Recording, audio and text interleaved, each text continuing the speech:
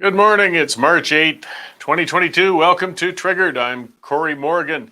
This is the Western Standard's daily live show. Comes Monday to Friday, except on holidays, 11:30 a.m. Mountain Standard Time until around 1 o'clock. We run longer sometimes when the issues are breaking and occasionally shorter when we've covered all we need to.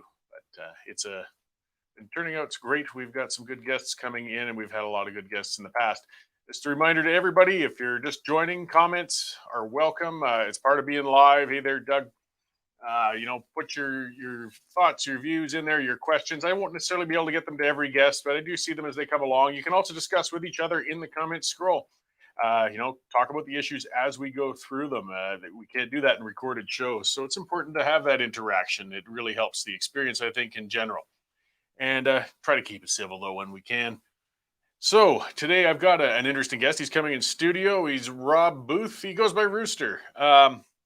He is a trucker who actually got up, went to Ottawa with his truck and spent weeks there. One of the occupiers, if you want to call it that much. He was one of the protesters with the Truckers for Freedom convoy. We haven't really had any good, frank discussion from people who sat on the ground and participated in those for the entire length. Of course, when we got a witch hunt going after the former protesters, you can understand why some people were reticent about getting on media on that. But it'll be a really good talk with Rob to just see what he saw, what his thoughts were, what inspired him to get out there. We need that perspective more. After that, I'll talk to Western Standard reporter Reid Small, and he's our senior BC reporter out there, covers this stuff on the lower mainland. One of the stories that really caught my eye with his was there's been attacks on some Russian establishments in Vancouver area, including a church and a community center. Blue and yellow paint was thrown on them. It's just sort of things are getting ridiculous in this already ridiculous world. So we'll talk to Reid a little bit about that and what he's reporting on. Plus, just get an update from BC while we've got him. So, time for me to get on with my rant. What has got me triggered today? Well, it was pretty easy to get triggered as I watched my Twitter scroll last night. And I saw Courtney Walcott put a fine thread of tweets out there about the protesters in Calgary.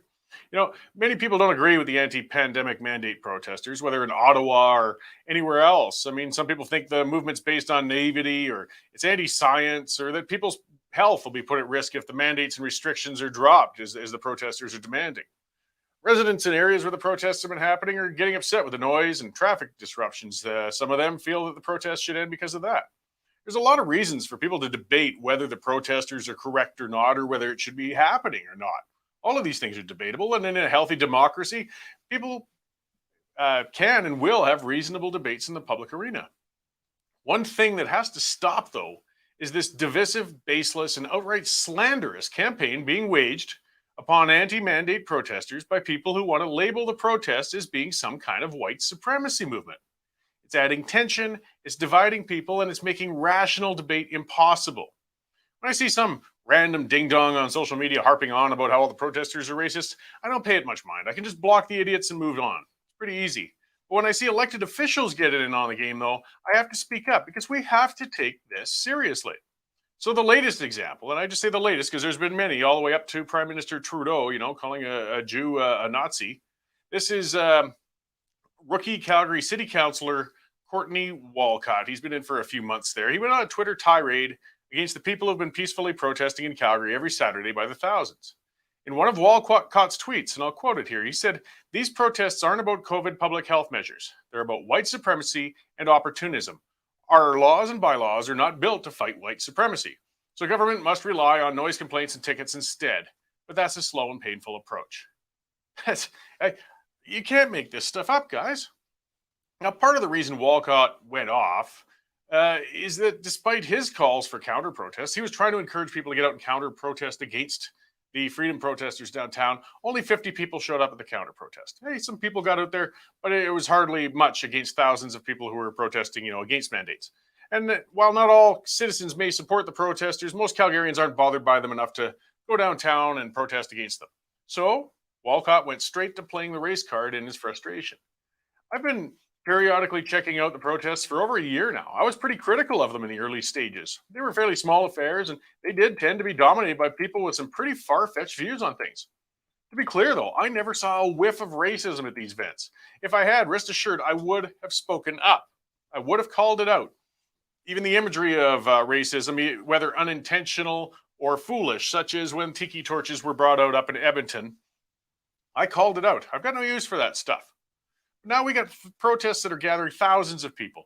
The atmosphere at these rallies is even less extreme. I mean, numbers are coming out and they moderate the crowd. And it's a positive, peaceful environment. And aside from disrupting traffic in an area for about an hour a week, it's pretty much harmless. Again, I have not seen a single sign of racism or racist intent. Many people in the crowds weren't white. I can't speak for them, of course, but I suspect they wouldn't be there if the protests were dominated by white supremacists. Even as a white guy, I don't want to walk around a crowd of white supremacists, but they aren't there. Where would you find a crowd of white supremacists anyways? Where do these guys gather? If this is such a huge and growing movement, shouldn't they be pretty easy to spot? I remember years ago when the hateful idiots with the Aryan Nations, Aryan Guard, and whatever other things these clusters of white nationalists called themselves year by year. I mean, they always existed. They're always around, and they used to come out to protests and marches downtown in Calgary. Even back then, they rarely managed to gather more than a couple dozen people. And of course, the public had no use for those morons. Now we don't even see those little protests anymore. Now, I'm not saying racism doesn't exist. It certainly does. We need to be on guard for it. And as a society, we still have to work to eliminate it. There's things we're doing wrong. But let's not indulge that fake narrative that a large organized group of racists exists out there. If anything, that kind of crap makes us overlook the real cases of racism when they happen. People who have difficulty renting places because of racist landlords, or people who have difficulties in the workplace because of racist business owners, or just, some vile, outright racists on the ground that might berate and insult people or even assault people because of their race. But they're rare. We need to watch for them. If everything is racist, though, then nothing is racist. The world is in crisis right now, with a war being conducted in Ukraine. The economy is in crisis as inflation and energy prices fly through the roof. People are tired. They're worried and they're stressed due to the pandemic, but they're holding out hope that we're moving out of this mess. The last thing we need right now is to add stress and social division through feeding a false narrative of there being some sort of organized white supremacist movement holding protests in cities across the country. Courtney Walcott has been divisive, inflammatory, and irresponsible. Many of the people he branded as white supremacists are his constituents. Many of the people at those protests probably voted for him, though I doubt they ever will again. We need to call out and condemn real acts of racism whenever we see them. We also need to call out and condemn acts of race baiting when we see it. Walcott should be offering an apology to the citizens of Calgary. Instead, he continues with his campaign of destructive division. We shouldn't have to put up with that. That's what's got me triggered today. Hey, Debbie in Ontario. There, I'll wind myself down, greeting some of the people in the chat area. So I'll let that cool down. We'll talk more on civic issues and things like that as we go forward. But yeah, Walcott's really a piece of work, guys. I mean, boy, talk about insulting. So let's bring somebody less insulting in, and that's our news editor, Dave Naylor. Dave, how are you doing over there? Oh, good. I can be more insulting anytime you want, Cory. Hey, how's that? You're looking tired. How's that new dog of yours? He is keeping us up. He's quite we've got 3 of them in the household now, and they haven't synchronized their bathroom habits yet. So I haven't gotten very solid sleeps yet. But as I get older, I don't make it through a night without a bathroom visit myself either. So I just got to synchronize with the dogs, perhaps. We should do a monthly segment on Cory's dog of the month. You get some forever homes for them. Yeah, well, we're fostering. We're always turning them over. Anybody who is interested, I'm always tweeting about it and things like that. Anyways, so good. Well, while you've been getting triggered, we've been getting busy here in the newsroom. A very busy morning so far.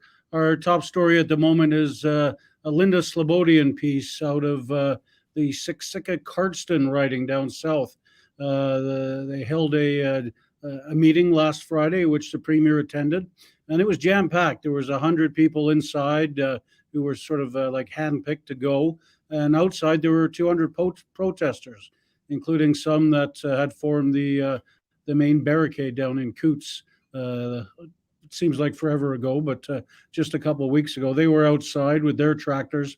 Kenny's security men obviously worried about this and whisked him out the back door and quickly away into the night, leaving the protesters even angry outside that he wouldn't come and talk to them. So that story's up, and there's video of that.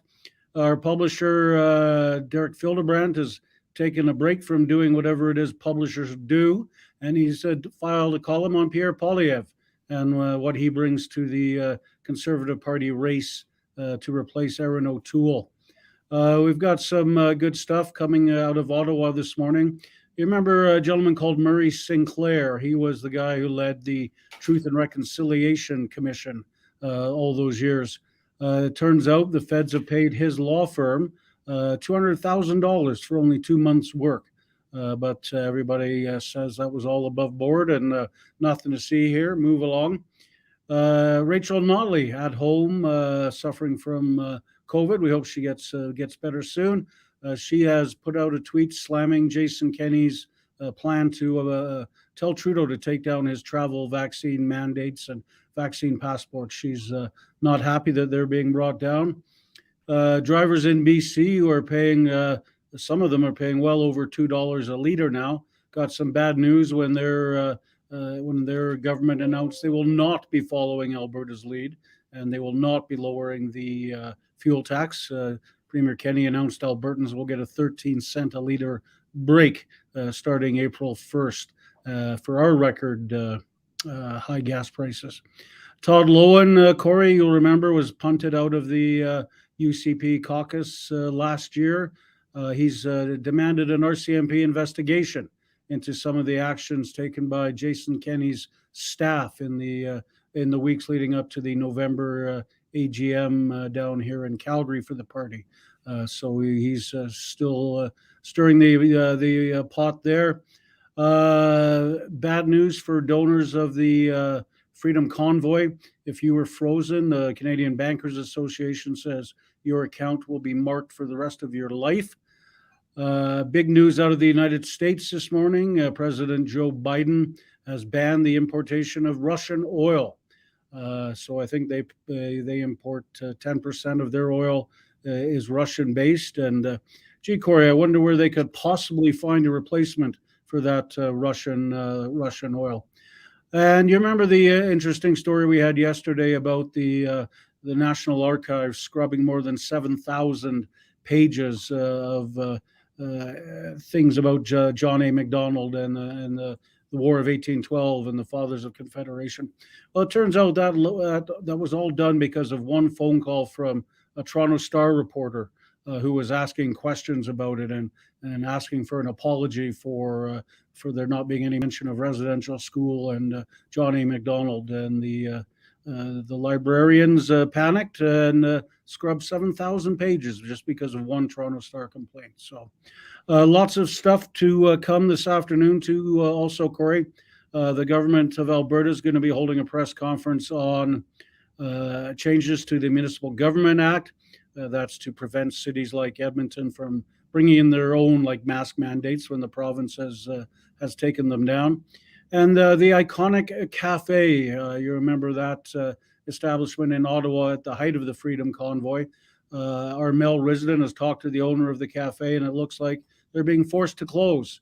They're behind in the rent, and it looks like they're getting evicted. And the cafe owner is not too pleased that Justin Trudeau is giving away millions and millions of dollars to help other businesses, but he's being forced out likely because he helped the truckers. So once again, a busy day, Cory. Lots of stuff for everybody to go to and look on the website, and we'll be churning it out all afternoon. Great. Yes, always busy. Well, thanks for the update, Dave. Looking forward to those stories as they pop up. And yeah, this truckers convoy, now it's the fallout stage, right? They won't seem to let it go. Okay, the protests are down, but now we're going to chase them down and make sure we really just punish these guys to the ends of the earth if we have to. Yeah, I'm looking forward to seeing what your first guest says and whether he's seen any fallout.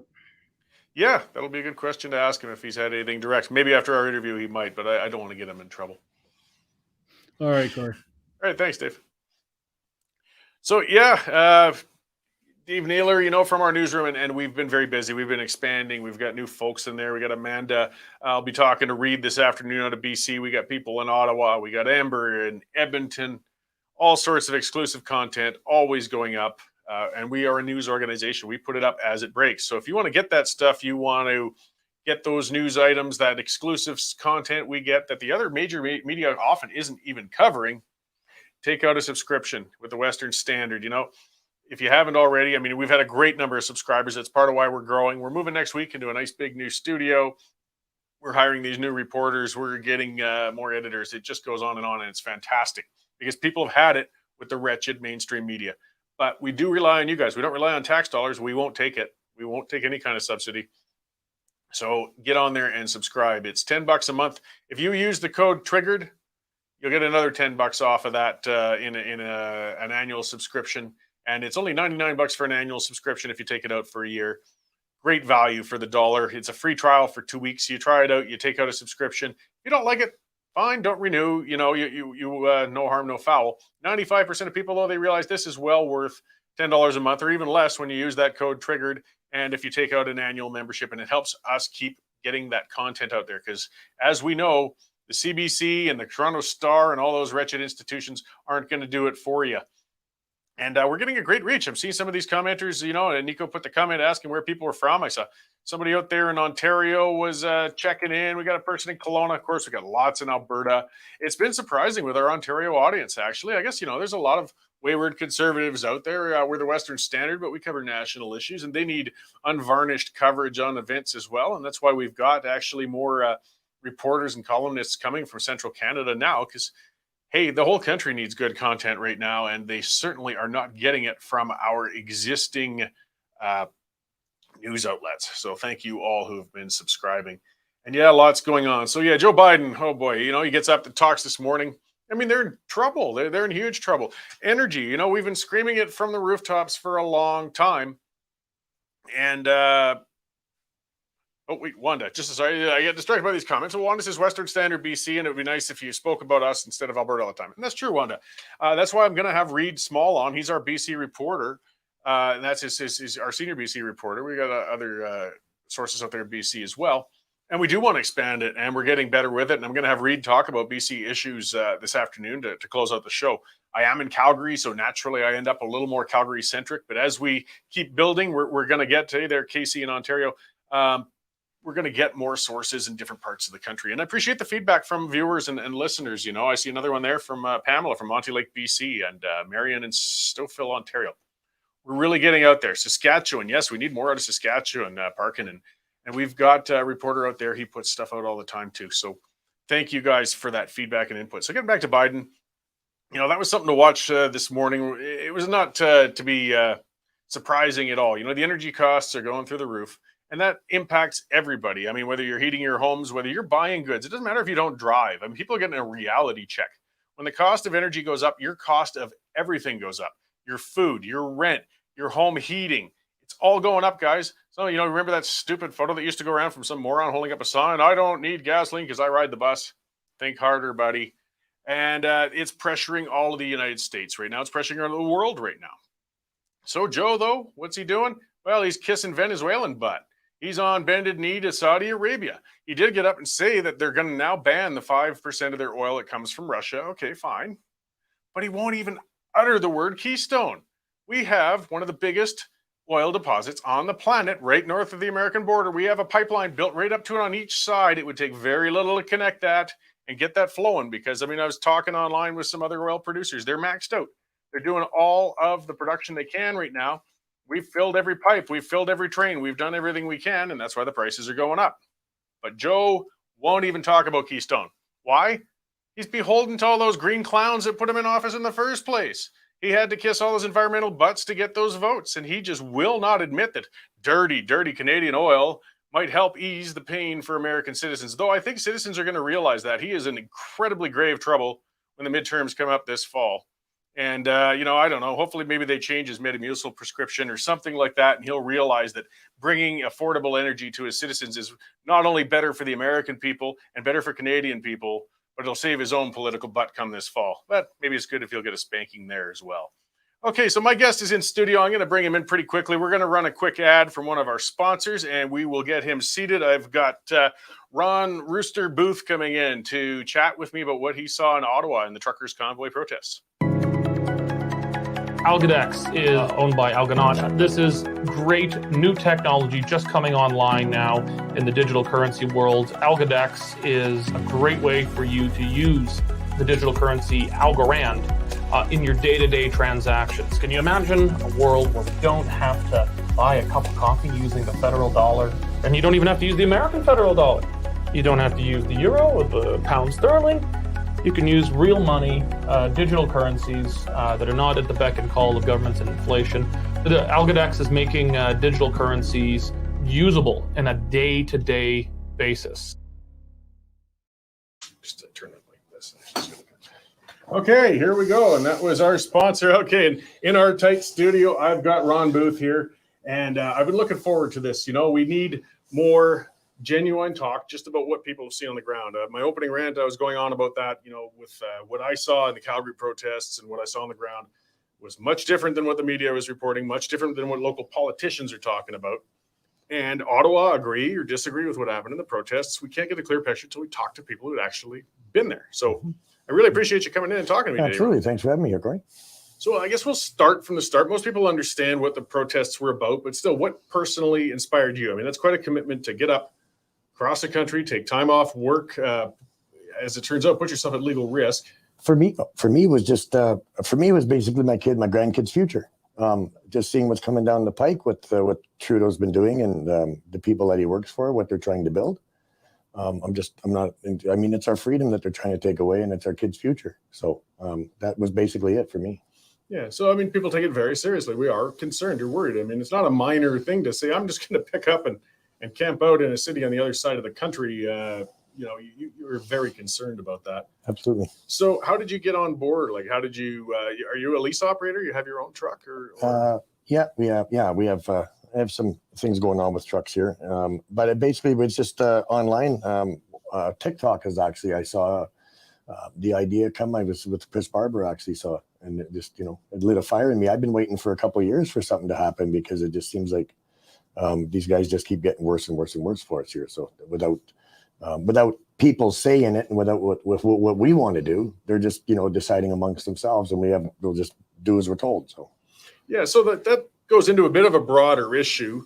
The protests, I think, it was the mandates, it was the pandemic, it was that stress that really brought it to a head. Mm-hmm. But there was a bigger issue for you then. You're more concerned also about broader government control, individual rights, things like that. Like it was more like the pandemic was the starting point, but it's gotten to be more. Absolutely. It was. I mean, look at I'm familiar with Ukraine years ago, right? And I mean, this is almost like a mirror image what we were seeing happening in Ottawa with what was going on with, instead of our government just facing us, they decided to essentially attack us. So. Yeah, there's been a terrible disrespect to the citizens.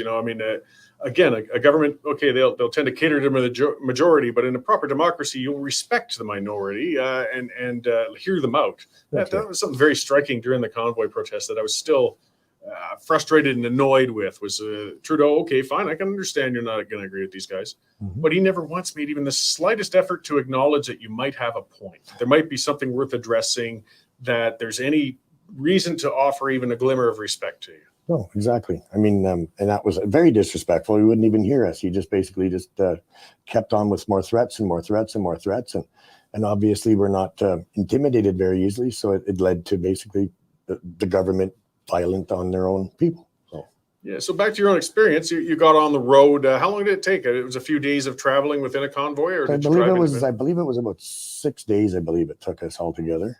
I kind of caught up about midway on that when I was a little bit behind, but had to chase. But so through all the towns, through all along the side of the highways, the support was overwhelming, very much so.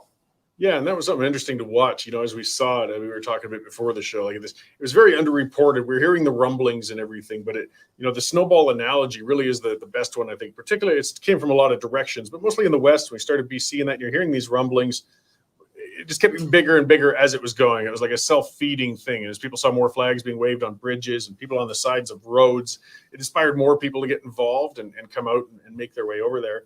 So when you arrived in Ottawa, like what kind of plan was there though? Like, you're okay, here's a whole whack of trucks showing up on a spot. A lot of you probably haven't even been downtown Ottawa before. Was there some kind of coordination though? Like how did you know where to park or set up? Well, we didn't really have a whole big plan when we got to Ottawa. I think in Ottawa, once we got into Ottawa, we had the leaders were doing what they were doing, but we basically broke off into our own little groups and blocks and stuff, and basically started to kind of, run our own sort of I wouldn't say, I don't even like the word protest because it wasn't that really. It was just basically hear our voice. Yeah, a demonstration. I would call it a protest. I know it's hard to encapsulate it in a word, but I mean, you're getting out there. You felt the common channels aren't getting your message out, so people move on to extraordinary channels. And there's where, again, I mean, people fault the protesters for how things came about, but I think in hindsight, maybe some of his advisors could say the same thing. If Trudeau had just been respectful in the earlier parts, it probably only would have been a quarter of the people showing up in Ottawa in the first place. That's right. And he could have dealt with things much more effectively, but just that abrasive middle finger to the protesters and ignoring, he actually fed the fires of this. He absolutely did. And I mean, when you basically give the middle finger to the working class of your own country, but yet you support things like BLM and those guys, it's a messed up situation. Yeah, it politicizes and divides. So when you got there, as I saw in Calgary and as we saw online, I mean, it was a jubilant atmosphere. It was almost a festival feel to it as opposed to other protests. It was nice to feel Canadian again. It was nice for people to be able to open up. There was tears, there was hugs, there was joy, there's hope. It's so hard, it's so surreal to try and explain the feeling of it. It's one of those you had to be there. I think it's a lot of the same feeling on some of the get-togethers that are happening in the cities and stuff right now all over the place. It's that atmosphere, and it's that we're still trying to build the unity, and we're not going to quit. We're still going to try and make sure that our children have a future here. Yeah, well, people don't get up and do that because they're happy with things. They do it because they're upset. But this was such a different approach. And, as I was saying earlier, I've attended a lot of protests in the past. I went to G7 one in Calgary many years ago, and the or was it G7? It was the Energy Summit. Either way, I'd gone to one of them, and the fencing around Telecenter was out, and the environmental protesters were smashing themselves against the fences, and the tear gas was lobbing out, and they were spitting at police, and spray paint was put out, some windows were smashed. Yeah. And that's typical of a lot of protests. And right. I mean, people are angry. I don't even want to take sides on the protests. You're angry, you get out and you do that. But this one, people were angry, but they didn't express it violently. They didn't vandalize areas. They didn't, I mean, there was a lot of noise. I'll grant it. If you live down there, it'd be annoying after a while. Okay. Right. There was definitely traffic blockages. It was a form of civil disobedience, though not in a massive way. The border blockages were kind of a different affair, but I kind of want to focus on Ottawa. Right. Yep. Maintaining that peace, was that easy, or were there occasionally challenges that others kind of had to control themselves? There was definitely challenges in it. I mean, there was people down there that were dead set on getting a reaction out of us. But I mean, and I said it a few times while we were down there, the adults are in town and they've never had to deal with people like us before. So it was the police cooperated with us in the beginning. They were listening to our radio and stuff. We would just be talking on the radio. We were all over town. The locals were saying how they were so impressed that the crime rate had dropped since we were down there. They've never felt so safe walking around downtown. I will say this, maybe it'll get me in trouble or not, but there were certain business owners that I talked to that were told not to open up. So the mainstream media had said that they weren't going there because they were feared for their lives, which was, again, another just propaganda. So. Yeah, and we're seeing follow-up, unfortunately, and pushback. Dave Naylor, our news editor, was just talking at the start of the show about that cafe in Ontario right now in Ottawa. It sounds like they might be getting shut down. They're not qualifying for things because they dared to service the people. At the same time, they were making it mandatory and they were going to imprison a tow truck driver for not doing what they told them. I mean, what an insane irony, Isn't it? Is it not? Is it not? And then when you see what Trudeau did to his own country, and then he's over with the Ukraine flag on, and he's talking about how he's going to fight for democracy, and I'm like, really? Yeah, it's hard to believe the words out of his mouth. I mean, I don't want to digress too much. I spent a lot of time on Mr. Trudeau, but we got the bigger issues going on for sure right now. And so, I mean, the labeling, that must have been frustrating for you guys. I mean, the worst of it all, I think, was, I mean, there was always the racist crap that's being thrown out. And I started my rant in the show about that with what's happening here in Calgary. But they were even accused people of like roving rape gangs down there and rapists. Like, where does this come from? It was just, and that was, for me and for most of us, that was the most frustrating part, because it's just blatant lies. Now, you sit at home and you watch the news and then you hear stuff like that. And I mean, you believe it or you don't believe it. But I mean, we kind of grew up thinking that we should be able to trust media, right? We should be able to believe what you guys are telling us on it. You know what I'm saying? But when it's you directly that they're accusing of all this stuff, it really hits home. And it's completely and utterly changed my direction in life here now as far as plans and stuff, right? So Well, and that's been a real problem in this. I mean, the media's always had its slant, and boy, we got a self-interest for me to smack at the mainstream media all the time, but they don't do themselves any favors. And they really, and the term I keep using is they overplayed their hand so hard on this convoy thing. Their bias was just so unvarnished and huge. Mhm. I think it went both ways to a degree. I mean, I know people don't believe it, but there are some genuine reporters and ones who just wanted to get down and talk. Absolutely. And after the waters had been soured so badly by the mainstream outlets themselves, they weren't assaulted, but they weren't treated friendly by people on the ground. And I've seen that in Calgary as well. But it's a self-perpetuating problem. Now you've got a dislike on one side and one on the other, and we're not going to get a clear message or a picture of what's happening. Right. Well, I think the people are just who do you trust now, right? Like, which media outfit do you trust? We know there's certain ones that are just going to spin it for their narrative, and Trudeau already admitted paying them. So it's who do you trust now, right? So, yeah. Well, we got so many people now who can report from the ground, and that's what's great. We had a fella in Ottawa who was giving us live streaming from the protests we were down there. So yes, we didn't see any rape gangs or crazed racist symbols or anything. People can push past it, like the whoever that wiener was with the Confederate flag, who for a very short period of time walked among, fully masked, one of the only ones in the whole group, and then was pushed out. As I said earlier, the main thing with that wasn't even just the pictures that the media jumped all over and showed. Look, a Confederate flag. Look at. Yeah. The main thing was another bystander, and I don't know who did the video. It was just like a 20-second clip showing the crowd saying, "Hey, get lost. You aren't part of us. This is not what we're about. We have no interest in whatever you're trying to promote or wave. Yeah. Be gone." That's right. And if a bystander hadn't videoed that, the narrative of this being a symbol that was embraced by that crowd would have been played up even more. Mm-hmm. So we're in a good time, though. We're in a time where everybody's got a phone, everybody's got a camera. That's right. It's really hard for people to misconstrue what's going on when there's so much evidence coming from citizens on the ground. I mean, you can still take citizen journalism and clip it or screw it up. I mean, there's a room for that. But when there's so many sources, that's right. We're in a good time. It's the media's having a heck of a lot harder time controlling the narrative today than they did 20 years ago. Absolutely, they are. And obviously, the big formats. I mean, they still have the ability to silence stuff. Right? Too much truth comes out, and they're still. I've had TikTok accounts that have been deleted at 51,000 followers. You start getting.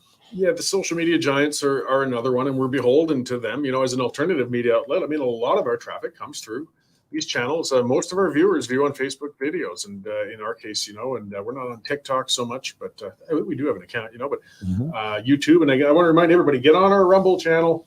We could be canceled anytime. Rumble won't do it. So I like to remind the viewers all the time. We broadcast to all of them. And again, I think in a free market, these are social media giants, but others will sprout up. They can't play whack-a-mole forever. Right. Yeah. So you've got more initiatives, though. So, I mean, that's what people are asking now. A lot of the mandates have come down. Things are reducing. I think some of the protests are going to wind down. Like in Calgary, particularly, the provincial stuff is all gone. But there's still federal mandates. That's right. But you plan on still being active now. Absolutely. And if you don't mind, I just want to read you something here. Sure. It's from one of my partners, Big River is his name. He was down there in Ottawa with us. And I mean, we all lean on each other now after experiencing what we've experienced. It's hard to just come back and then just meld back into the society that we left on that convoy, because we're so awake now and we've seen so much, right? So Big River said this, and it's something I'd just like to share with you guys, and I think it's great. He said, he thinks what separates us is we have realized and truly understand that our materialistic earthly possessions have zero effect or meaning without freedom, right? And so with that being said, he believes that we are the fringe, the 1% that would actually stop life to demonstrate their beliefs, and maybe 4% would go out of their way after work to support this. I mean, I think that's pretty strong. I think that, you know what I'm saying? Oh, yeah. Right? So. Absolutely. I mean, it was a minority of Canadians who still went out, but it represents a larger bunch. And it says a lot. Most people won't do that. That's so right. If you will get thousands, though, to do that sacrifice, to realize, my job isn't as important to me as this. My, location isn't as important to me as this. I need to get out and express myself. That's only a minority of people who do it, but it represents a much bigger issue if that many people are going to do such a thing. That's right, yeah. And I mean, the World Economic Forum is not being quiet about their plans anymore. I mean, it's everywhere now, right? Oh, and it's and it's being exposed. I mean, I did a rant on that last week, and it just took right off. I mean, it's really going out there. I think there's perhaps a little too much stuff being attributed to the ability of the World Economic Forum, but it's not a secret that they really have some pretty odious intents and plans as well. And the exposure of them is, I think, just depowered them quite a bit. But Absolutely. we've got to keep on them. But we do definitely have to keep spreading the truth, and we have to keep letting people know, we have to wake people up. I mean, a lot of people are just in their own little bubble. And I mean, I get it, and that's all good and fine, but it's not going to, it's going to be, there's a few movies out now, and I'm numbed. I can't remember the name of the one that I wanted to see right now, but there's a few movies out that play into this right now, and I'm sure your viewers would be able to. Oh, they'll pipe in on that. They're very local. You should see when I tick them off. They can really let me know a lot of things. That's part of the fun of live and being, discourse, this groupthink that we're bringing to an end, which is really important, I think, right now. And it's funny how a minority can really wag a majority. I've talked about that before, like with political memberships, for example. Only 2% of the country holds a membership in a political party. Right. Well, that 2% has an incredible amount of influence over the people managing your country. So think a little harder, a little bit of effort on your part, and you can make a lot of change. Absolutely. That's right. And that's what we saw. I mean, sure, it was only the 1% showed up in Ottawa, but guess what? 1% of 38 million people is a lot of freaking people. That's exactly right. Yep. And I mean, that was just there in Ottawa. But then how about the number that was supporting that couldn't join us in Ottawa, that wanted to join us in Ottawa? Well, and that leads to some of the symbols a lot of people supported by donating. That's where we saw, well over 100,000 individuals throwing in $10, throwing in $100, some big donors as well, but they say, I can't make it, or they don't feel that it's their thing to do, but they wanted to put money in. It shows that this represented a much bigger thing. I think that fundraising scared the establishment as much or more than the amount of people who gathered on that hill, because that let them know there's a much bigger pond of things. It's easy to hit like on Facebook. It takes a little work to pull out your wallet, put in a credit card, and send some money somewhere. That's right. And that shows commitment to the cause right there, right? And so, like you say, they raised a huge amount of money as far as that goes, right? And then the treatment of the organizers, etc. And just, that again is another whole total show. Yeah, I'll be talking to a lawyer about that tomorrow, from who's out there and following up on that. And that's part of it too. So now we've got a spiteful government. I mean, the main protests are taken down. I mean, it's not over. They're still happening every weekend. You've got more plans, but they're on the witch hunt. They're chasing after the organizers. They're chasing after businesses. They're chasing after people funded. Have you yourself dealt with any backlash or pushback at this point? I have not at the moment. I have not yet. Yeah, and I don't want you to. Right? I appreciate you coming on. We've had difficulty, and I understandably from people who were there. Like, that's what I just want somebody to relate from what they saw on the ground. But they're worried that I could lose my job. I could be reported, or my bank might screw my credit rating. This is how bad it's gotten. Dave was talking about that. There's going to be permanent marks on people's banking because they donated, and it's to me that's vindictive and wrong. That's insanity. As far as I'm concerned, that's insanity. That's just fear mongering, right? Well, but some of us aren't afraid of it. So, and I mean, again, it's for my grandchildren's future, and I'll do whatever I have to do to make sure that they have one in this country. Well, and it's a cliche and it's cheesy, but it's true with that freedom ain't free, and there's always authoritarians who want to take it. That's the nature of it. It's been known since the beginning of human history. Somebody's going to want to take more, and people are going to have to push back and grab it back. It'll never stop. Our great grandchildren will have some new battle, but if you give up, you're sure to lose. Right. And I know, like, there's there's a bunch of us that were down there that giving up is not in our DNA. So, and we're not going to. So, we're just, as a matter of, I keep saying this over and over, we're just getting started. So, okay. So, well, is there anything you can say on what your next initiatives are and what you plan on doing? As much as I would love to, let's just say that the trucks are going to keep rolling. So, Canada's not done with convoys yet. On maybe on a bit of the political end, I mean, you follow it closely. Is there any indication that they might be considering dropping those cross-border mandates yet? Like, that was kind of the initial trigger. As we said, it was a much bigger thing in the end, but it's not that I've heard. But again, so to me, I'm seeing a bunch of smoke and mirrors again right now going on. I mean, the provinces are not all provinces are dropping them either with the mandates and mass mandates and stuff. I've noticed like Ontario is still kind of hanging on there a little bit. There's a couple of them, but my only fear is that the provincial can do whatever they want as far as dropping mandates and listening to the people. But it's the federal guy that I'm concerned with, because what's he going to put into place for his next temper tantrum? Well, that's it. Yeah, I mean, for one, you got to make sure that if you're going to do that in the future, we're going to push back. That there's the other thing, and they're warning us, saying we're going to crack down on you. Well, I think the citizens put the government on notice too, and say you push it too far, this is what's going to happen. Absolutely right. And there's still more mandates. I mean, some people are saying it's over, give it up, but no, they aren't. If you want to travel, you have to be vaccinated. If you want to take a truck, and it's a living. I mean, long haul truckers are a different type. I mean, that should be expanded on. My brother drives B train, but he never crosses the border. He works oil field stuff. That's his thing. You can't just flick a switch and move into another part of it because No. you can't cross the border. So these long haul guys are screwed. That's right. That's right. You can do different. I ran south, ran the ice roads. I've done oil patch myself. Yeah. Right? So there's different facets of the transportation industry. But I mean, a lot of guys, that's their living and that's their life. It's It a pressures lifestyle, them, right? yeah, and that's their specialty within the trucking industry. I mean, sure they could pivot, but Yeah. they were already doing fine and they weren't spreading anything. Come on, let's get No, rid I of mean that's exactly so. Okay, well, I'm not sure what else to cover. Where can we find out more on what you are up to if you'd like to, or where can people find Just you? I'm on TikTok. I'm on Getter. There's some things that are in the works right now. Again, we're not saying too much right now, just because of who might be listening, and you can't. It's tough to be able to speak freely about freedom in Canada anymore, it seems. So, but there will be stuff popping up for sure. I'll probably stay in touch with you. Actually, Yeah, you give bet. some That's tidbits and- where I was going to follow up. So, well, there's Yeah. more to come. I'm sure we'll be talking again as it unfolds. Yeah. So, I just appreciate you coming in and showing. Okay, guys, see. Yeah, he's a trucker. He looks like a trucker. I was oil field for 20 years. Yeah, the suit and tie thing is still, Derek and I are still fighting about that. But you don't have horns coming out of your head. You're not vicious, violent, insane. You're not a hillbilly. You're just a working person who's We're out just just a man who wears his heart on his sleeve and just doesn't take any shit from anybody, if I could say that. there. Fair enough. Right? Yeah, it's good. Okay. That's how most people are, I think, when given the chance. Well, thank you very much for coming in, and Thank you.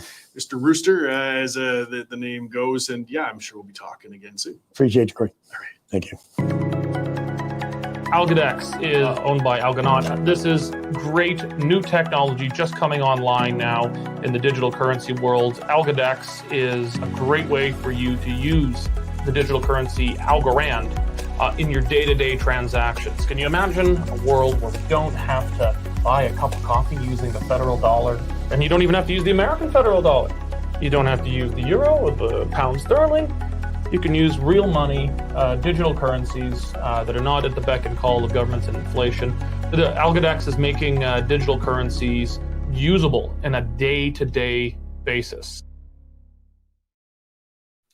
Okay, so that was Rob Booth. I as I said, I've been looking forward to that. I mean, I talked to a lot of politicians, even cabinet ministers, other folks like that, and we get some interesting information. But let's talk to somebody who gets out there and gets their hands dirty. And I don't just mean his work-wise, but he was somebody who got off his butt, went out there and pushed back. And as you've seen, he's not some crazy person. He's not violent.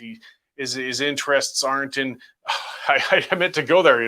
Where was this stuff about it being an uprising that was going to turn over the government? And that sort of garbage. I mean, we've covered that. If this was going to be such an uprising, the government, and they'd love to put every charge they could upon people. They would charge them with treason. That's what the law is against that sort of thing. And they didn't, because it didn't happen. Everybody's been charged with mischief. That's their charges, maybe some traffic violations. As Rob said, Ron, he was insulted, because we heard the government talking about them having like rapists among them. These are parents, as he said, a grandfather. They've got no use for rapists. If there are rapists wandering around, I got a feeling the rapists would have suffered a heck of a lot more out of the other truckers and protesters if they caught them trying to harass people than even the police would offer.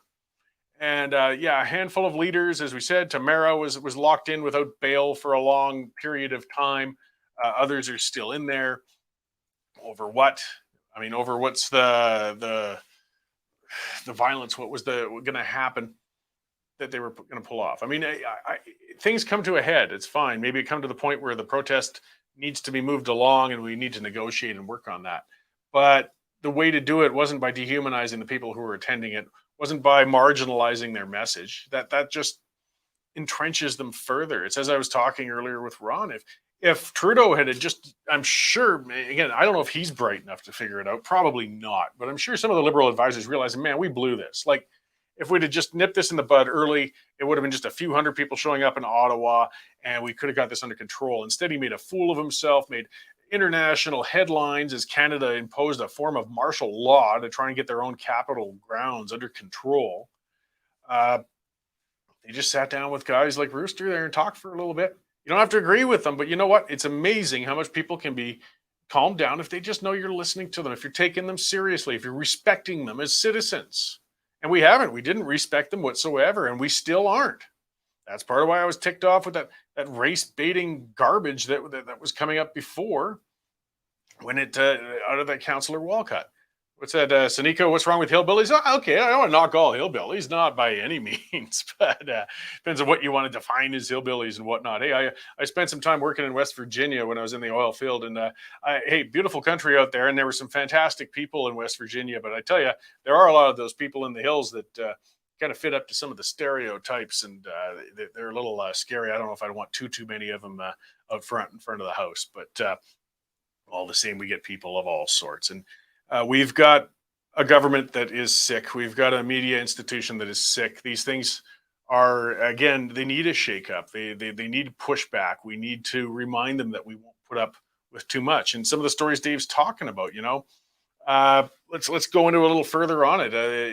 Dave touched upon that. The Crown Indigenous Services won't comment on a $200,000 contract to an ex-senator's firm. Like, these senators, think about these guys, appointed.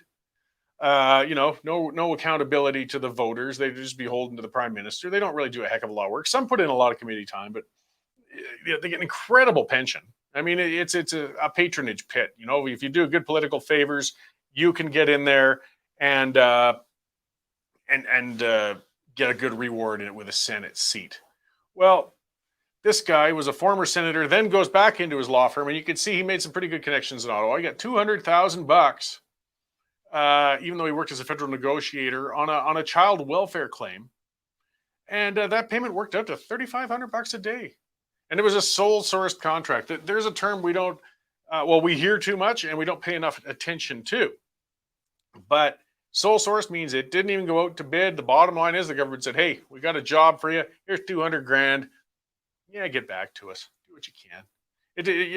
We've got to put things out to bid. Sole sourced is dangerous. That's when the true corruption starts happening. Though, I mean, you can put it out for bid and rig the bidding system and make it look like sole source. Corruption on government, unfortunately, they're very good at what they do. And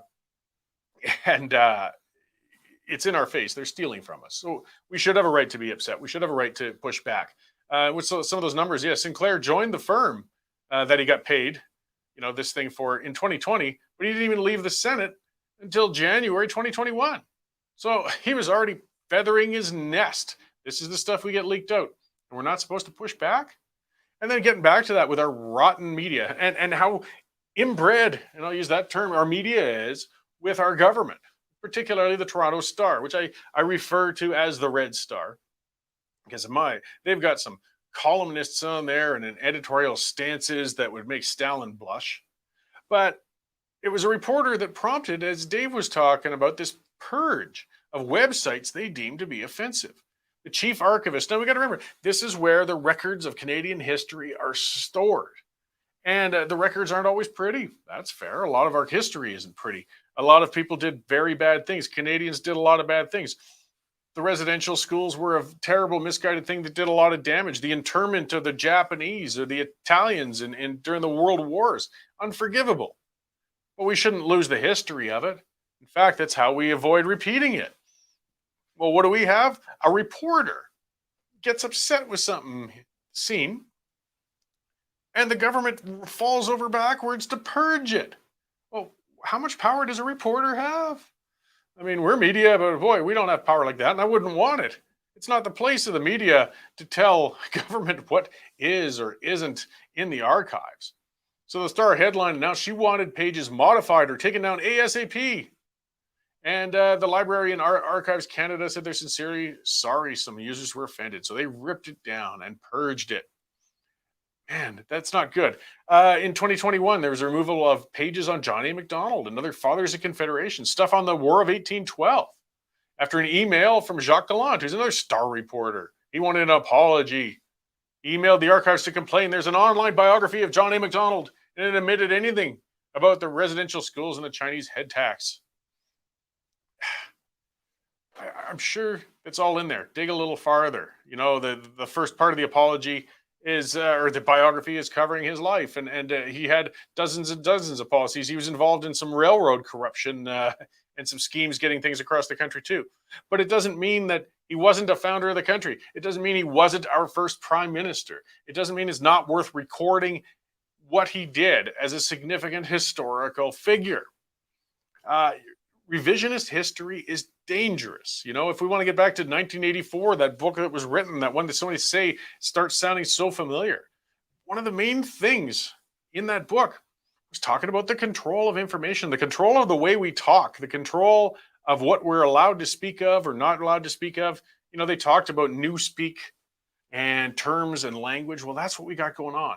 When you're purging history, when you're purging the English language, when you're controlling things like that, it's not healthy. That's not good for history, the ancient history, or our contemporary history. If that's where we are, and it's being controlled by somebody like a Toronto Star reporter, wow, that's distressing. We're reporting on that. Like I said, we make no apologies. We're going to dig into it. I mean, we do want to hit our mainstream competitors when possible and expose just how rotten they are. But at the same time, you know, we just have to, yeah, there we go. The Ministry of Truth, you know, is it the Toronto Star? I think that's more the CBC, actually. The CBC is much more blatant with it, and they're a true state broadcaster. And I love, you know, they get so mad when I refer to them as that. But that is what they are. A state broadcaster is beholden to the government, you know, quite often, and parrots their lines. And the CBC does it all the time. You keep saying, no, we're just a national broadcaster. No, when I look at your coverage and what you guys do, you're a state broadcaster. You've earned your label. Wear it. And I'm not going to apologize for insulting your journalistic sensibilities by calling you guys what you are. So I'm going to talk about another one of our sponsors quickly before I get on to Reid Small. As somebody was asking, one of the commenters, we need to hear a little more out of BC. Well, we're about to, and Reid's been covering things really well out there. And that's the Canada Shooting Sports Association. These guys are a great sponsor. They're a great organization. Their name says what they are. It's a Canadian Shooting Sports Association. If you enjoy shooting sports, whether, again, it's target shooting, hunting, collecting firearms, exchanging, admiring, whatever, well, get together with other people who share that interest and share resources. And that's what they do. I mean, there's instructional videos on safe firearm use. There's heads up on where there's going to be trade shows and things like that, where you can pick up firearms or accessories or things like that for responsible legal firearm owners. You know, not people who want to abuse them or hurt anybody. They're an association like anything else. But the other thing they're doing is standing up for firearm owners. And in doing that, they got a number of legal challenges out on behalf of firearm owners against the federal government, against the Liberals, because the Liberals keep illegalizing your property, keep scooping your property, taking it away from you. And if we don't push back, they're going to keep doing it. They want to take it all. They failed in the 90s with Allen Rock when the C-68 was it, I think, back then. But they haven't given up. They're just doing it now in a frog and water way. Well, the Canadian Shooting Sports Association is standing up for you. They're pushing back, but they need your help too. You got to take out a membership with them. They can't help you if you don't get on board. So go there. It's CSSA-CILA.org, or just Google Canada Shooting Sports Association and see what they can offer. What's that, Rich, about my opinion on Alberta separating? I share that opinion a lot, and I'll talk about that a little later. But first, we're going to talk to Reid Small, who's our senior BC reporter out there, suffering on the left coast and reporting diligently for us. So let's bring him in here and talk about some of the stories he's been working on. Hey, Reid, how's it going out there? It's going well, Cory. Thanks for having me. Yeah, and you got a good moniker. It's spelled the same way, actually. My middle son there is named Reid as well, but I doubt he watches. I'm pretty boring as far as that's concerned. So I wanted to start just in bringing you in. One of the things that caught my eye and some of the lunacy in this crazy world that's going on right now is that people have been vandalizing some Russian establishments down in the lower mainland BC. Yeah. So most recently over the weekend, it was actually the Russian community center in the Vancouver's Kitsilano neighborhood. So I guess someone or a group of people, we don't know at this point, got buckets of paint and vandalized the front side of the Russian community center. And VPD says that they haven't made any arrests yet, but they're actively investigating. I'm not sure how much resources they're putting into investigating that, because there's just been a ton of crime in the city recently. A lot of violent crime, random assaults, tons of drug overdoses. But they do say that they're taking it very seriously. And this just comes a couple 3 days after a church was vandalized, actually, in the province's capital of Victoria. Saint Sophia's Russian Orthodox Church is the name, and someone got a bucket of red paint and they threw it all over the front end of the church there. And actually, in similar fashion, another Russian Orthodox church was vandalized in Calgary on the 26th of February. So we are seeing a theme happening right now. Hopefully, it doesn't go as far as what we saw with the church burnings, God forbid, and all the residential school chaos of this past summer. The question I find myself that I keep asking myself is, why are these people doing that? What motivates someone to vandalize, a church, for example? Do they really feel as if that they are in some warped way helping the situation for the Ukrainian people, and they are in fact harming the Russian state by doing that, or are they just using an unfortunate situation as a means to justify their own destructive desires? And I think it's probably the latter. I think these are probably just some people that are, they want to vandalize and they want to destruct, and so they're using this as an opportunity to do that, much like we probably saw with the church burnings in the summer.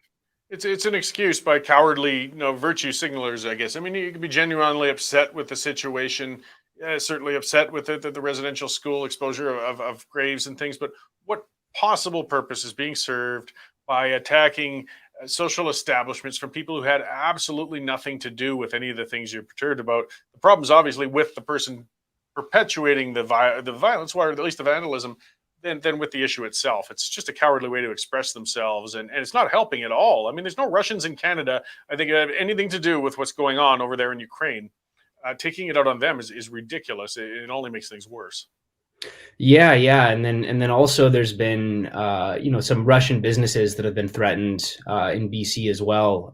The Russian Spoon Bakery in Vancouver, the owner told me yesterday that she's been receiving threatening phone calls and emails from people, despite the fact that she has publicly voiced her support for the Ukrainian people, and she said that she does not support the war in any way, and she actually serves Ukrainian food at the bakery. But it doesn't make sense to me. But as far as the vandalism goes, I think it's most likely just people that are they're angry and they see an opportunity to justify vandalizing something.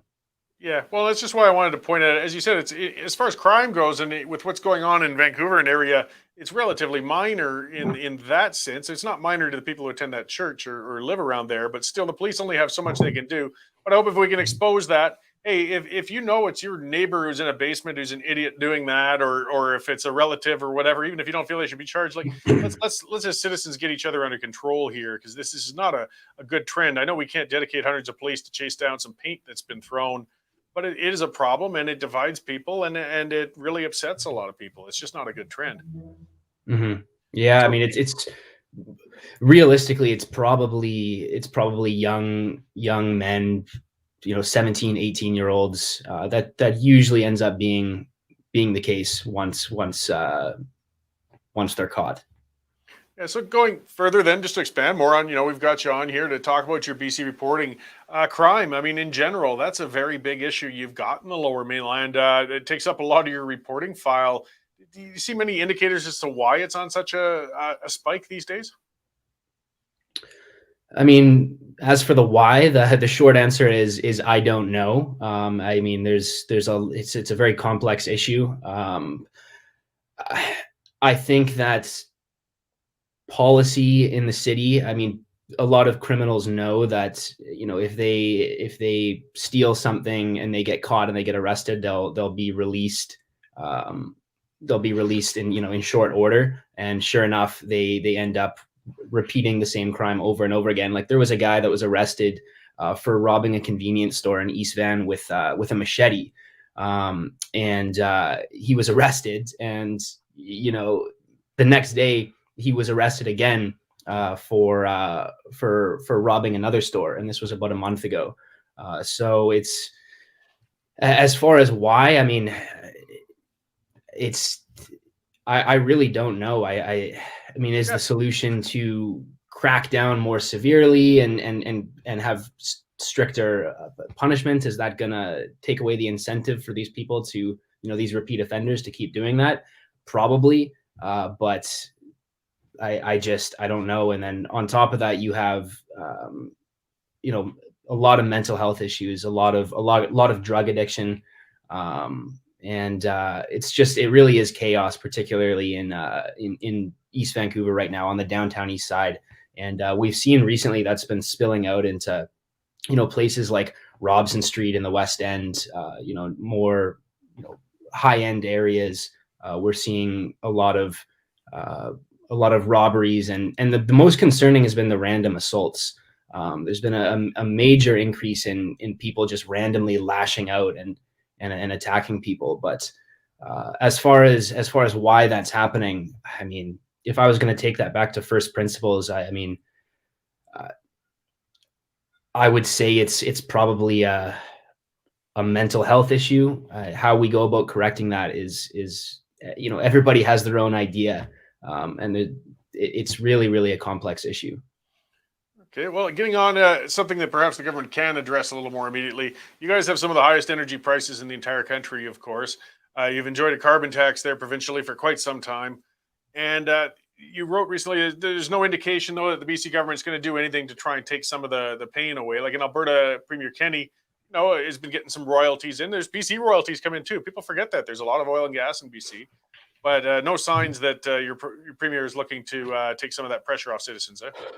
Yeah, no signs yet. Yeah, I mean, we know that out your way in Alberta, there was some temporary reductions in gasoline and diesel taxes to help alleviate some of these crazy high prices. But yesterday, Minister Mike Farnsworth, BC Safety Minister, did say that the province has no plans to reduce any taxes on fuel anytime soon. He said that British Columbians are getting a break in other ways, specifically mentioning money being saved on childcare programs and reduced insurance rates with ICBC. And so he kind of justified it by saying that British Columbians are saving in that way. But as far as saving money on fuel itself, he says there's really no plans to reduce those taxes. And then last week, Horgan said that Premier John Horgan said that there's really no. Seem to have lost Reid there. He might be back in a moment there. Lost his connection there.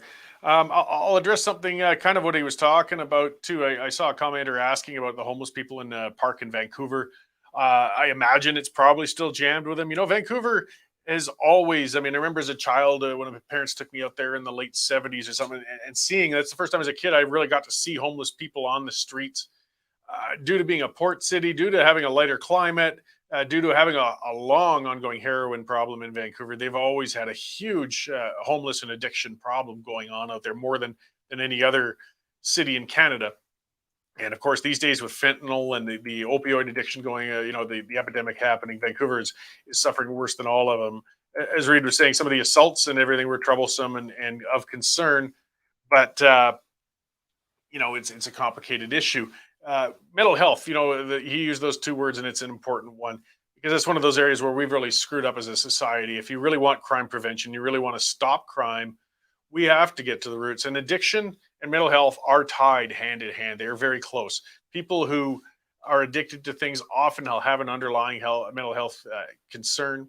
Mental health treatment is actually very advanced in a lot of ways. So people can function very well. We don't stigmatize somebody if they're diabetic and need insulin to live. We don't stigmatize somebody who needs a heart medication to keep from having a heart attack. And if somebody needs a medication to maintain themselves mentally, there's nothing wrong with that. They're just, sick like anybody else. The problem is if they haven't gotten that help and they haven't gotten that medication, of course, we know they can get in a lot of trouble. Pretty much everybody's known somebody who's had mental health challenges. And if it gets out of control, it can be bad. And sometimes people self-medicate. And that's when you get into addiction. And that's when they've rather than doing it through a doctor, they end up with a meth addiction or fentanyl and things that they feel they can control their demons with that lead to a destructive end in the end. And it leads to people on the streets desperate, and crime goes up. I wish we would have better conversations about those things.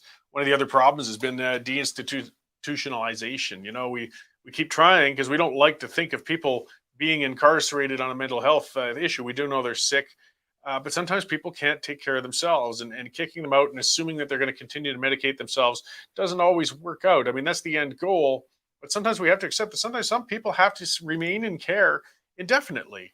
And if we would accept that, and it doesn't have to be some horrible one flew over the cuckoo's nest institution, but just some places where they can have some secured care, I think it would do a lot of good for the people who are sick, as well as people outside of it who deal with the people with mental health issues when they unfortunately end up in the streets. On a lighter note, I'm not sure, it doesn't look like we're going to get Reid back, but he writes a lot of great stuff out in Vancouver and BC, as one of our commenters were saying. We could use, we're a Western Standard, we need more BC content. If you have a look, and if you're a subscriber, a set reminder, take out a subscription, look up Reid Small, and you'll see all the stories. He's putting them out all the time from BC. He's covering it.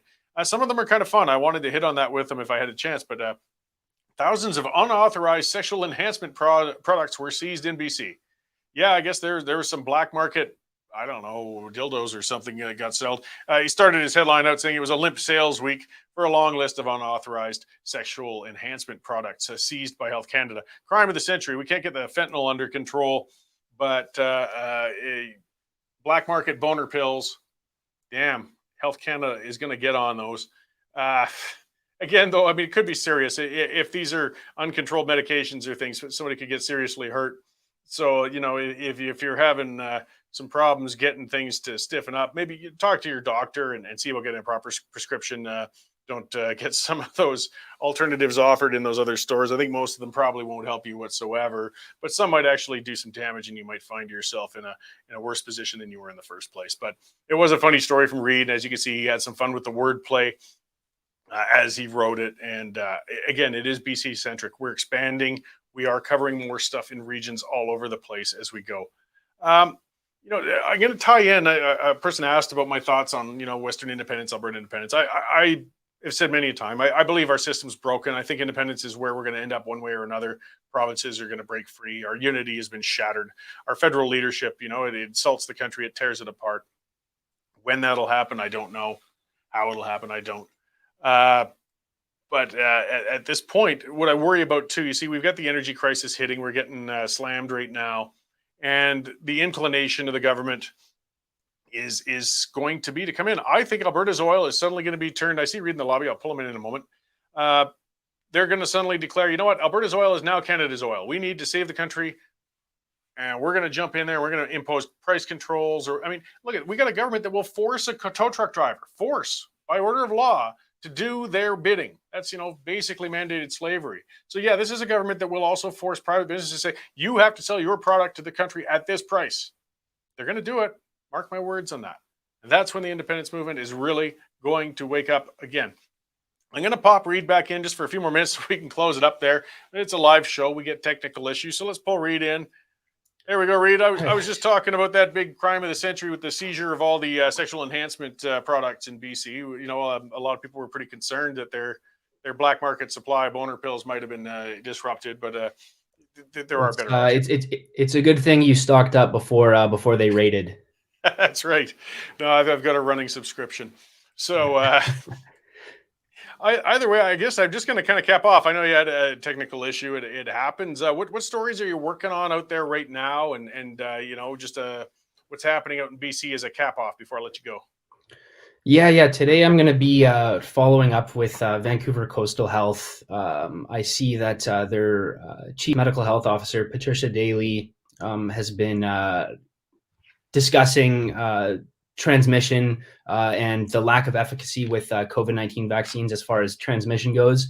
And so I've been trying to kind of pin her down for some clarification on that and see see, what she has to say about the province being so hell-bent on keeping its vaccine passports in place. Because, as you know, Alberta is now mask-free, and many provinces are dropping the vaccine passports, but BC is just dead set on keeping those in place. So I really want to chase that as hard as I can and get some clarification, because there's been so much contradictory information coming from the premier, from the provincial health officer, from the minister of health, and then from various chief medical health officers in the respective jurisdictions. There's so much contradiction, and as soon as you start asking difficult questions, they don't answer, and so I'm going to keep following that until I get some answers.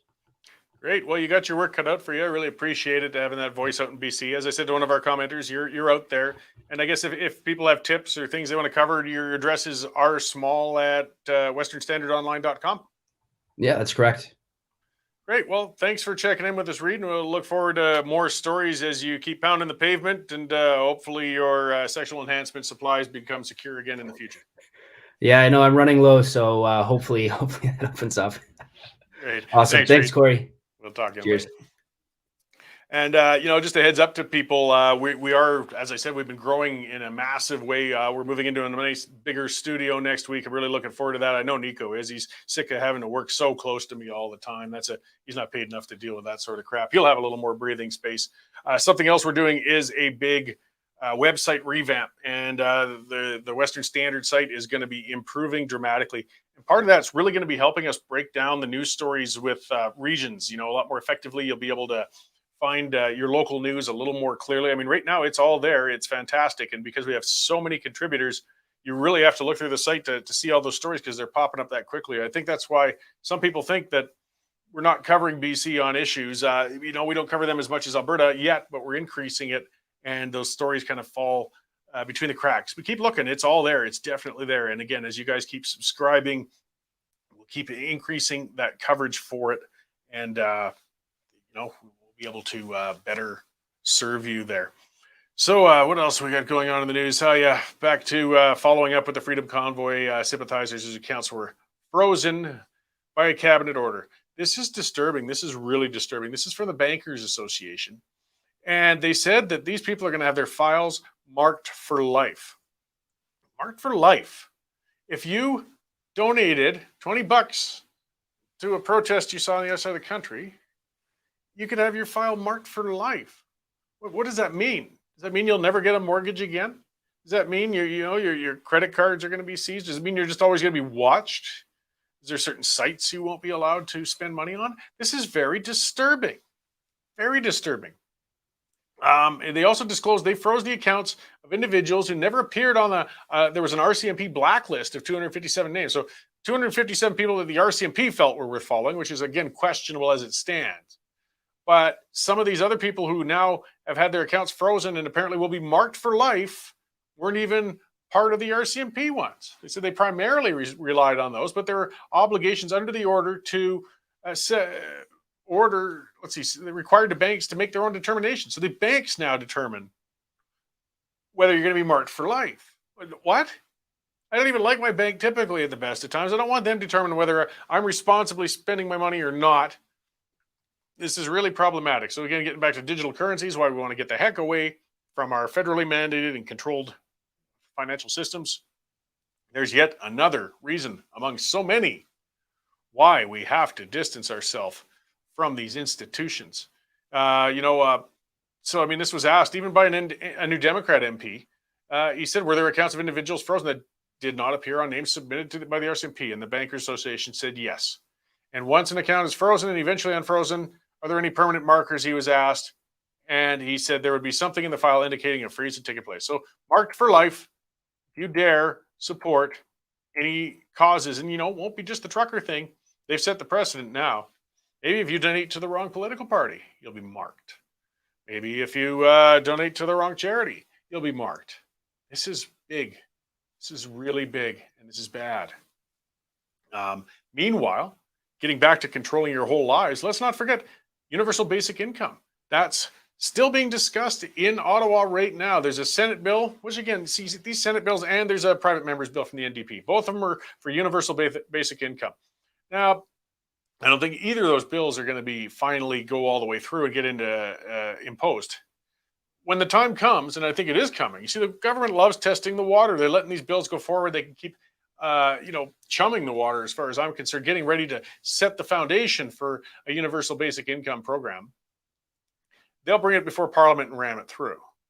Right now, they're still just figuring out how they're going to do it. But that's scary, guys. That's going to make a huge amount of people dependent on the government. And guys, it's not a program. It's not a concept that hasn't been tried before. They've tried it in other countries. It failed. I think it was Finland did a huge experiment with it. It failed. Manitoba did a localized experiment with it. It failed. Guess what? When people are paid to sit on their ass, they'll sit on their ass. It's what they do. It's human nature. There's a lot of ambitious people out there, but there's also a whole heck of a lot that just need to be enabled to sit around and do nothing. And these universal basic income programs lead to that. Plus, people say, oh, this will, some people say that there's some economists who talked about, I think it was Hayek or one of the others that said it, Mises maybe. But he pitched it, said it was a good plan. But you see, that's universal basic income if you were to get rid of every other form of government transfer and eliminate it. Then just go to a basic one. So let's say, okay, $2,000 a month is the basic line. But now there will be no more AISH. There will be no more unemployment insurance. There will be no more welfare. There will be no more old age security. There will be all of those programs gone. Not to mention fire permanently the hundreds of thousands of bureaucrats who administrate all those things. That's part of the bloat of the government. The amount of administration for all this myriad of little programs all over the place employs a whole lot of people determining it and sending out those funds. The government won't have the courage to lay off all those parasitic civil servants. So don't use UBI as an excuse saying you're going to make government more efficient. It's just one more program on top of others. And it just makes citizens that much more dependent on the government. And of course, then when you're dependent, you're under control. Speaking of controlling government people, yes, Jean Charest is coming to Calgary to announce his leadership bid for the Conservative Party. So it is going to turn into a race now. We've had Pierre Poilievre announced some time back he's going to run. He's been pretty clear about that.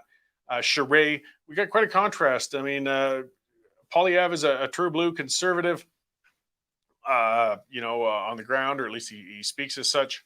Charest, very much a red Tory. He was the Liberal Premier of Quebec.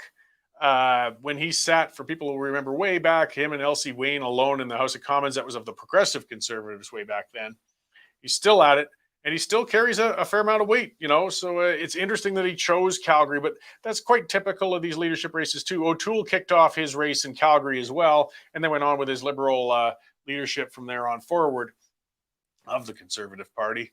They start here and then they move elsewhere. I mean, we just got a lot of Conservative members and voters out here, so we'll see how that goes. It's interesting, though, and he's going to be coming to town. We'll see how his reception is. It's the Wild Rose Brewery of all names that he chose to do it at. They got a facility out back there for functions. It's a little small, but it'll do. And see where he's platforming and why he thinks Albertans would want to vote for him. Let's see. Yes, the Public Works Minister, speaking of sole-sourced contracts, there was a lease sole-sourced to a Liberal Party donor. Yeah, donate money to the Liberal Party, and look at that. You get these leases. Hey, isn't that cool? Well, her department's refusing multiple requests to disclose those payments that went to a Quebec landowner. And that property was used to process illegal immigrants. This country is so bloody corrupt. These things are in the news. They're in front of us. You can bet CBC isn't headlining this, though, because their masters in Ottawa don't want us digging into that, realizing, again, this inbred sort of thing that's going on. Blacklock's Reporter and the Western Standard are covering a lot of this stuff. But as you dig into Parliament, as they keep digging, it gets uglier and uglier, and it stinks. It just stinks. And we're in an increasing amount of trouble.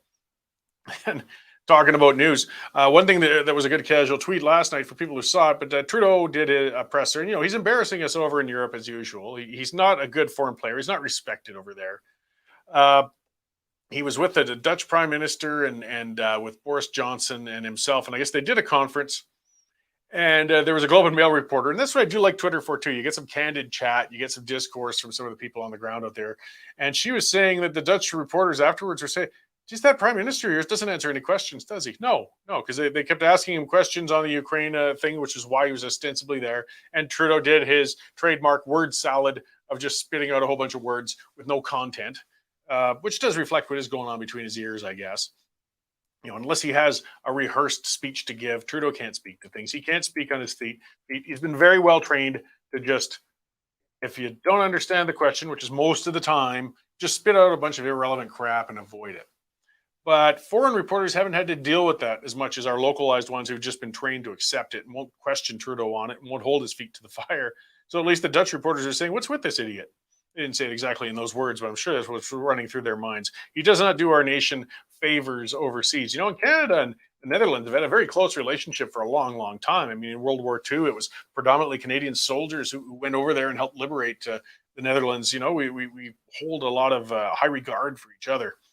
And to have Prime Minister Pinhead over there representing us is an unfortunate thing to see right now. It's not helping us any with our international relations. I think I've covered a lot of what we need to cover today. I just want to remind everybody then, so there's my Twitter account, Cory B. Morgan. If you want to follow me, get on my case on there, discuss things, debate things, that's the place to do it.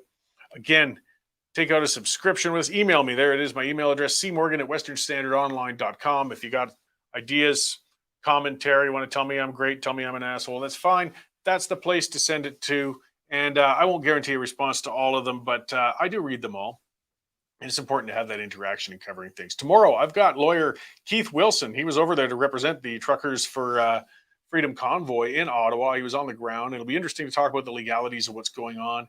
And then former cabinet minister and member of the legislature, Donna Kennedy Glanz. I've had her on the show before, and she's again a bit of a red Tory sort, but she's got some good common sense. We actually had a good conversation before, and her book just came out.